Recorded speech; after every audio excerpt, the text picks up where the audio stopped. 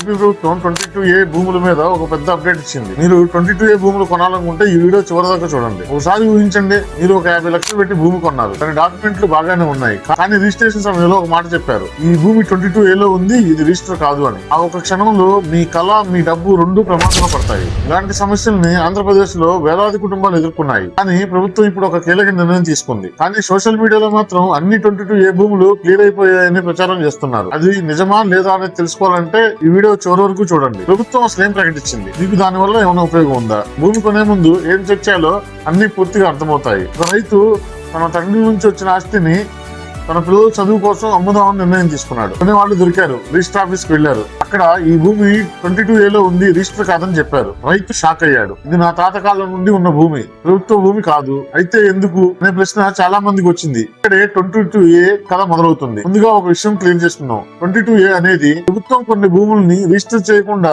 చట్టపరమైన నిబంధన. దీని ఉద్దేశం ప్రభుత్వ భూములు, చెరువులు, రోడ్లు, వివాదాస్పద భూములు అక్రమంగా అమ్మకుండా ఆపడం దాని ఉద్దేశం.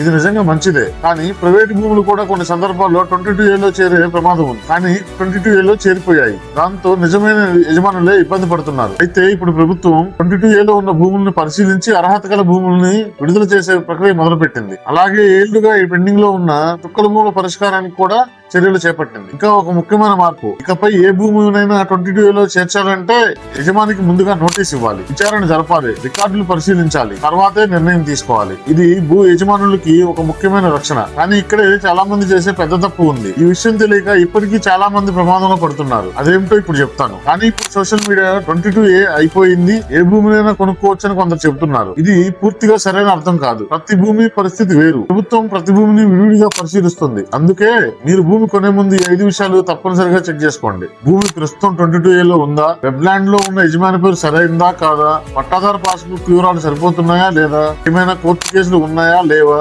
రిజిస్ట్రేషన్ ముందు లీగల్ ఒపీనియన్ తీసుకున్నారా లేదా. ఈ 5 స్టెప్స్ ఫాలో అయితే మీ పెట్టుబడి చాలా వరకు సురక్షితం ఉందని చెప్పొచ్చు. మొత్తానికి ప్రభుత్వం తీసుకున్న నిర్ణయం చాలా మందికి ఉపయోగపడే అవకాశం ఉంది. కానీ సోషల్ మీడియా వచ్చే ప్రతి వార్త నమ్మి పెట్టడం మాత్రం ప్రమాదకరం. భూమి కొనే ముందు ప్రతి డాక్యుమెంట్ చెక్ చేయండి, అధికారిక రికార్డులు చెక్ చేసుకోండి, అవసరమైతే నిపుణుల సలహా తీసుకోండి. ఎందుకంటే ఒక మంచి నిర్ణయం మీ కుటుంబ భవిష్యత్తుని మార్చేస్తుంది, ఒక తప్పు నిర్ణయం మీ జీవితకాల సంపాదనని ప్రమాదంలో పడేస్తుంది. ఈ వీడియో మీకు ఉపయోగపడితే లైక్ చేయండి, సబ్స్క్రైబ్ చేయండి. ఇలాంటి నిజమైన రియల్ ఎస్టేట్ అప్డేట్స్ కోసం మా ఎంజే రియాలిటీస్ ని ఫాలో అవ్వండి. మీకు అమరావతి ఏరియాలో 22A, CRDA, అసైన్ ల్యాండ్స్ లేదా ఏదైనా భూముల గురించి వివరాలు తెలుసుకోవాలనుకుంటే కామెంట్ లో రాయండి. నేను అధికారిక సమాచార ఆధారాలతో మరో వీడియో తీసుకొస్తాను. నేను మీ మిక్కిలినేని జగదీష్ బాబు, ఎంజే రియాలిటీస్. మళ్ళీ కలుద్దాం.